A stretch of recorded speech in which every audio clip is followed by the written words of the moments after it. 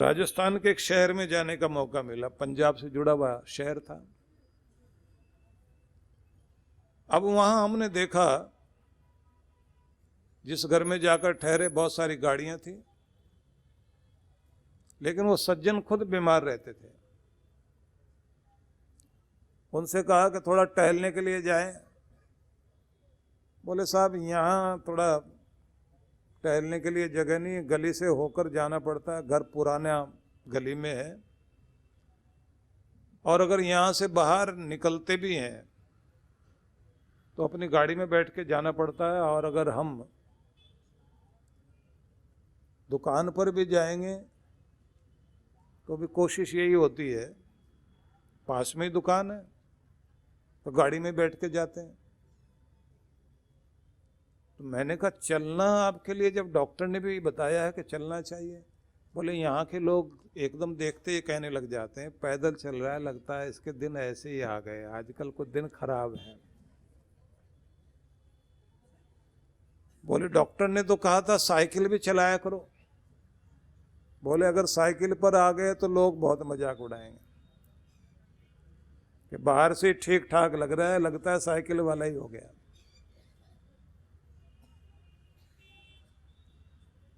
लेकिन मैं हैरान हूं कि जब अमेरिका के कुछ शहरों में देखता हूं जहां पर सबके अपने अपने हवाई जहाज हैं, उसके बाद भी वो सुबह साइकिलिंग करते हैं, अपना उठ करके घर का काम भी खुद करेंगे। जो हवाई जहाज चलाता है वो साइकिल भी चलाता है, क्योंकि वो जानते हैं कि शरीर को जब तक आप शक्तिशाली बनाकर रखेंगे तब तक आप सच्चे अमीर हैं, नहीं तो आप अमीर नहीं हैं। बीमार होकर जिए आदमी तो रुपया पैसा किसी काम का नहीं। इसलिए पहली अमीरी इंसान की उसकी सेहत है, और ये तब मिलती है जब उसका मूल्य चुकाया जाए। मूल्य चुकाना है, कीमत चुकानी है, तो आपको सुबह सैर करनी पड़ेगी। अभी थोड़ी देर पहले हमारे रखड़ा साहब मिलने के लिए आए, बहुत अच्छा लगा देखकर। 68 वर्ष के हैं। पता लगा सुबह खूब सैर करते हैं, और सैर भी जैसे दौड़ लगाते हैं ऐसे। तो मैंने कहा ठीक रन बना रहे हैं। जब आदमी दौड़ता रहता है और उसकी टांगें ठीक चलती रहे तो समझ लेना चाहिए कि ऐसा व्यक्ति कर्मशील और कर्मयोगी है। तो रोज दौड़ाइए अपने आप को, बीमारियां आपसे दूर रहेंगी। और इसकी कीमत चुकानी पड़ेगी। कीमत चुकानी है जब सुबह आपको उठना हो और अलार्म बजे तो कंबल आपका कहेगा कि अभी नहीं, थोड़ी देर बाद। क्योंकि रजाई या कंबल छोड़ना आसान बात तो नहीं है।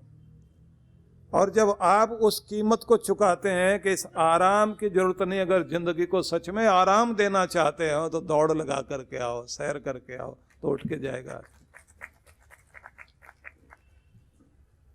इसलिए मूल्य चुकाइए, बिना पसीना बहाए, बिना आलस्य त्यागे, बिना संसार के आकर्षण छोड़े दुनिया की कीमती चीज नहीं पा सकते आप।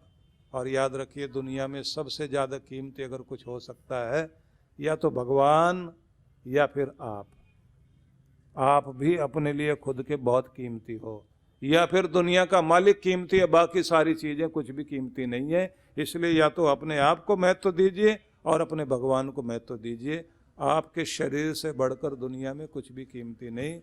आप हैं तो सब चीजें ठीक हैं, तो अपनी कद्र करना शुरू कर दीजिए। डॉक्टरों के भरोसे, गोलियों के टैबलेट के भरोसे मत बैठना। तो कर्मशील बनना है, कर्मयोगी बनना है, और ये तब होता है जब आप पहले मन से तैयार हो जाएं। पहले मजबूती मन की चाहिए, तब तन में तैयारी होगी।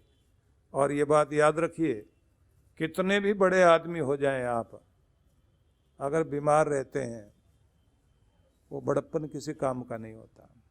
कितने भी अमीर हों, बीमार रहते हो तो उस अमीरी का कोई लाभ नहीं।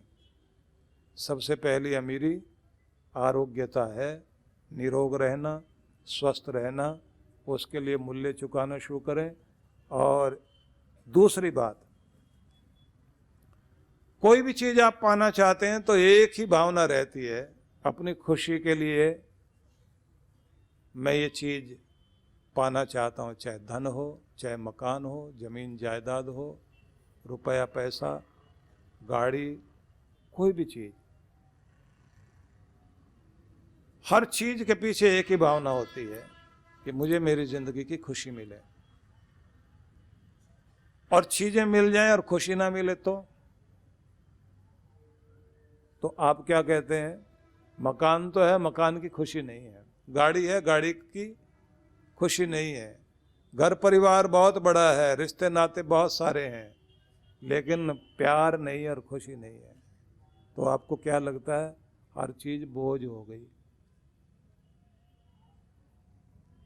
और फिर क्या कहते हैं? कोई कृपा हो जाए भगवान की, जो मुझे मेरी गाड़ी का सुख मिले, मुझे मेरे घर का सुख मिले, मुझे मेरे रिश्तों का सुख मिले, मुझे मेरे बच्चों का सुख मिले। पत्नी कहती मुझे मेरे पति का सुख मिले। सभी लोग एक दूसरे के रिश्तों के साथ खुशी तो चाहते हैं। तो एक तो इसमें जरूरी है मेहर हो भगवान की। दूसरी जरूरी चीज एक और है कि कोई भी खुशी पाने के लिए आपको वो बात याद करनी पड़ेगी। मुझे इंग्लैंड का एक बहुत बड़ा एक्टर हुआ है, हास्य अभिनेता, चार्ली चैपलिन। चार्ली चैपलिन और महात्मा गांधी दोनों मिले एक बार इंग्लैंड में। उस कॉलोनी में जिसमें चार्ली चैपलिन रहता था, उसमें महात्मा गांधी मिलने के लिए गए थे। कॉफी पर बुलाया था उनको। महात्मा गांधी को देखने के लिए पूरे दुनिया भर के लोग वहां उमड़ पड़े। तो चार्ली ने उनको कहा कि मैं तो समझता था कि मैं ही सुपरस्टार हूं, तुम तो मेरे से भी ऊपर हो। मैं यहां रहता हूं, मुझे देखने के लिए इतने लोग नहीं आते जितने आपको आ गए। गांधी जी ने क्या कुछ कहा होगा वो बात अलग है, लेकिन सब लोग जानते हैं पर्दे पर एक्टर कोई भी बन सकता है, जिंदगी का एक्टर बनना आसान नहीं होता। उसके लिए तो बहुत कुछ त्याग करना पड़ता है। लेकिन चार्ली की बात बताना चाहता हूं आपको कि चार्ली चैपलिन अपनी माँ के पास गया। माँ के पास जब गया तो माँ से क्या कहता है? माँ, मैंने बहुत पैसा कमा लिया। और कितना भी बड़ा एक्टर हो, नेता हो, अभिनेता हो, माँ सबकी एक जैसी होती है। उसके सोचने का ढंग ही एक जैसा होता है। पिता जब भी देखेगा बच्चे से ये पूछेगा क्या कमाता है, किस लायक बना है, पॉकेट वगैरह देखेगा। लेकिन माँ कभी पॉकेट नहीं देखती, वो कहती है कुछ खाया पिया या नहीं। माँ का ध्यान पेट पर जाता है और पिता का ध्यान पॉकेट पे जाता है, सीधा नियम है। अब वो माँ क्या पूछती है? बेटा पैसा तो बहुत कमाया, लेकिन एक बात बता, उस पैसे का सुख भोगने लायक तेरा शरीर भी ठीक है? उसका ध्यान रखता है? अगर तेरा शरीर ठीक नहीं है तो इस पैसे का सुख कौन भोगेगा? ये तो दूसरों के लिए छोड़ के चला जाएगा।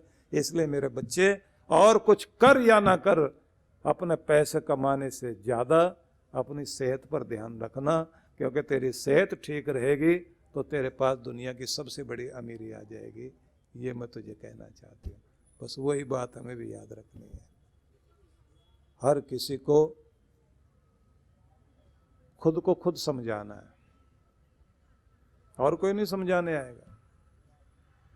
दूसरों की बातें हम भूल जाते हैं, जब आप खुद को खुद समझाते हैं वो आपको याद रहता है और जिंदगी वहीं से बदलती है।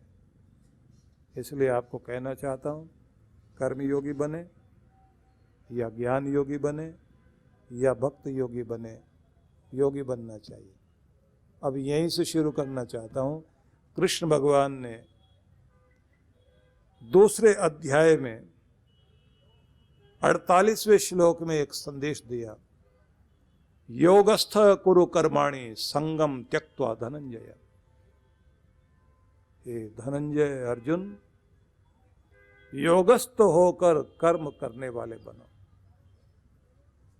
मतलब योगस्थ होना, भगवान से जुड़कर कर्म करने वाले बनो। तुम्हारा तार जुड़ा रहे भगवान से और तुम्हारा हाथ जुड़ा रहे दुनिया के कर्म से। एक हाथ भगवान को पकड़ा देना और एक हाथ से कर्म कर, या अपने दिल को भगवान में लगा और दुनिया में दिमाग को लगा। तो दिल और दिमाग दोनों को एक दुनिया में लग जाए और एक दुनिया के मालिक से जुड़ जाए, तब तो कर्म करेगा, उसको योगस्थ कहेंगे। और ऐसा कर्म साधारण कर्म नहीं होगा, वो दिव्य कर्म होगा। वो दिव्य कर्म होगा।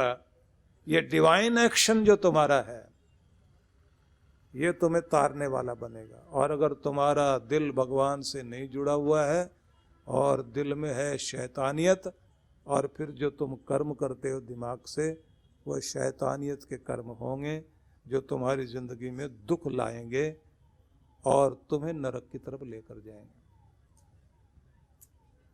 जुड़ा हुआ भगवान से आदमी, तो उस आदमी का अपना नियम है कि सुबह जहाँ वो खुद की फिजिकल एक्सरसाइज के साथ अपने दिन की शुरुआत करता है, वहीं दूसरी बात क्या करता है कि बिना नाम जपे चारपाई से अपना पाँव नीचे नहीं रखता। जबान पर भगवान का नाम, वो स्नान कर रहा है तो जिह्वा पर भगवान का नाम, वो एक्सरसाइज कर रहा है तो जिह्वा पर भगवान का नाम। वो जब अन्न भी ग्रहण करने के लिए बैठता है, भोजन की थाली आने से पहले उस रब को याद करता है जिसके कारण उसे ये रोटी नसीब हुई है। नहीं तो सारा दिन लोग टिफिन लेकर घूमते रहते हैं और कहते हैं आज तो खाने को टाइम ही नहीं मिला। नसीब में नहीं होता। तो जिसकी कृपा से आपको अन्न मिला, जीवन मिला, उसको धन्यवाद करके शुरुआत करिए। चाहे आप सोने लगें, जागने लगें, अपने ऑफिस में जाकर बैठें, कुर्सी पर बैठने से पहले उस मालिक को याद करो जिसने तुम्हें उस कुर्सी पर बैठने का हक प्रदान किया है, जिस भगवान ने तुम्हें इस लायक बनाया कि तुम्हें वो कुर्सी नसीब की।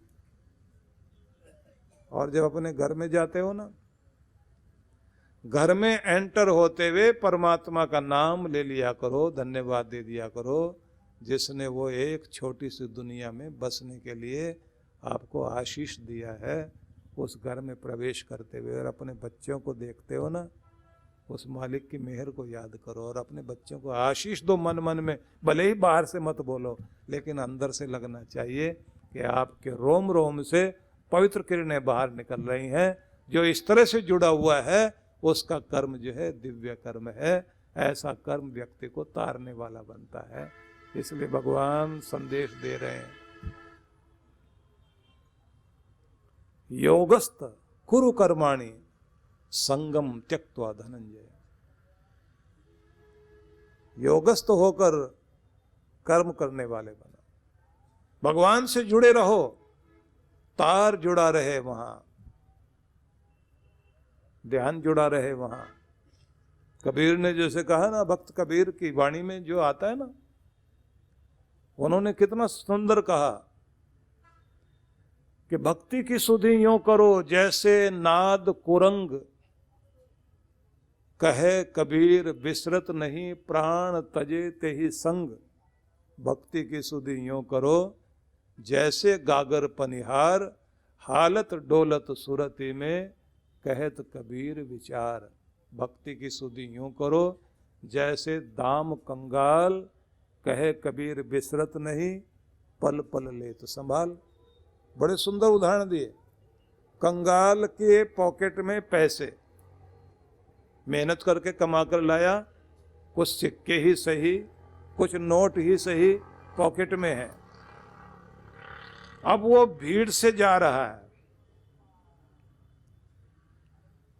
बाजार को देख रहा है, दुकान सजी हुई है, सजी हुई दुकान को देखता है, देख जरूर रहा दुकान को, लेकिन ध्यान कहाँ है? पॉकेट में। भीड़ में धक्का लगता है, आगे भी भीड़ पीछे भी भीड़, तो देख रहा है भीड़ को, लेकिन ध्यान है पॉकेट में। किसी पेड़ के नीचे जाकर लेट गया, नींद आने लगी है, लेकिन चेतना ठहरी हुई है उसकी पॉकेट में।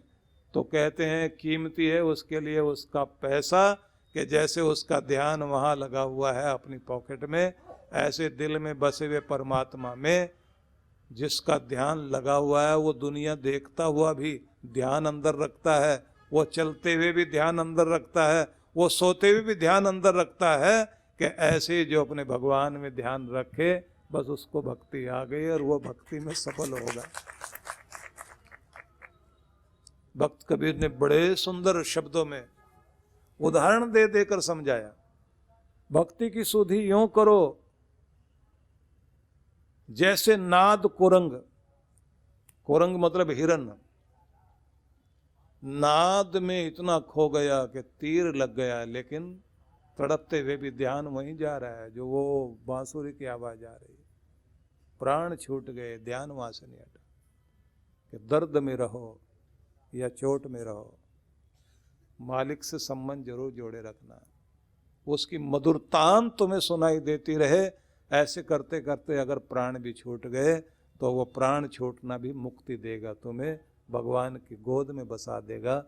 और अगर तुम दुनिया में उलझे रहे, चाहे सुख मिले या दुख मिले, तो कहते हैं उससे मुक्ति नहीं होने वाली, क्योंकि जीवन में सुख भी है दुख भी है। ध्यान तो वहीं रहना चाहिए। तेरे फूलों से भी प्यार, तेरे कांटों से भी प्यार, तू जो भी दे करतार, सब कुछ है मैं स्वीकार, वो दुनिया के पालनहार। जब आदमी सब स्वीकार कर लेता है और ध्यान वहीं रहता है, तो ध्यान रख लीजिए उसका कर्म दिव्य कर्म बन जाता है। सद्गुरु श्री सुधांशु जी महाराज द्वारा मानव सेवा को समर्पित संस्था विश्व जागृति मिशन वर्ष 1991 से धर्म, समाज एवं मानवता की सेवा में संलग्न है। यह संस्था 90 मंडलों, सेवा केंद्रों के माध्यम से न केवल भारत अपितु देश के बाहर अनेक देशों में सेवा के कार्य कर रही है। संस्था की स्थापना से लेकर अब तक विगत 30 वर्षों में जहां लोगों को सन्मार्ग पर प्रेरित करने के उद्देश्य से गुरुवर ने 7000 से अधिक प्रवचन दिए हैं, वहीं देश के राज्य की राजधानियों व प्रमुख नगरों में लगभग 40 आश्रम, 25 मंदिर, सत्संग भवन व ध्यान साधना केंद्रों का निर्माण हुआ है। दिल्ली में करुणा सिंधु धर्मार्थ अस्पताल एवं फरीदाबाद के आरोग्य धाम अस्पताल में लाखों जरूरतमंद रोगियों का उपचार व ऑपरेशन किया गया है। अनाथ गरीब बच्चों के लिए सूरत में अनाथाश्रम, दिल्ली एवं कानपुर में गुरुकुल, फरीदाबाद में ज्ञानदीप विद्यालय, मुरादाबाद में सृजन प्राइमरी स्कूल, झारखंड के रुक्का खूंटी गांव में आदिवासी बच्चों के लिए 2 पब्लिक स्कूल समेत दिल्ली में उपदेशक महाविद्यालय भी बनाया गया है। इन शैक्षणिक संस्थाओं में लगभग 2500 बच्चों को शिक्षित व संस्कारित किया जाता है। दिल्ली के आनंदधाम आश्रम में जहां वृद्धाश्रम एवं वानप्रस्थ संचालित हैं, वहीं आश्रम की कामधेनु गौशाला में 125 गौओं की सेवा की जाती है।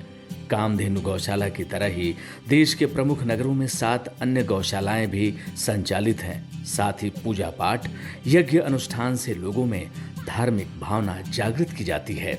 गरीब जरूरतमंद महिलाओं को सक्षम बनाने के लिए जहां कई तरह के प्रशिक्षण दिए जाते हैं, वहीं गरीब कन्याओं के विवाह में सहयोग भी किया जाता है। प्राकृतिक आपदा जैसे कि बाढ़, भूकंप, तूफान आदि में जहां मिशन द्वारा प्रधानमंत्री राहत कोष में सहयोग किया जाता है, वहीं जैसे वर्तमान में चल रही महामारी कोरोना संकट काल में जरूरतमंदों को भोजन, राशन किट व सांसों के संकट से जूझ रहे जरूरतमंद मरीजों को देश विदेश से मंगाकर ऑक्सीजन कंसंट्रेटर बांटे गए। मानव सेवा को ईश्वर भक्ति मानते हुए सेवा परमो धर्म के भाव से विश्व जागृति मिशन के सेवा कार्य निरंतर जारी हैं। आइए मिशन की सेवा पथ पर बढ़ते कदमों में कदम से कदम मिलाकर चलें और मानवता की सेवा में दान सहयोग कर पुण्य के भागीदार बनें।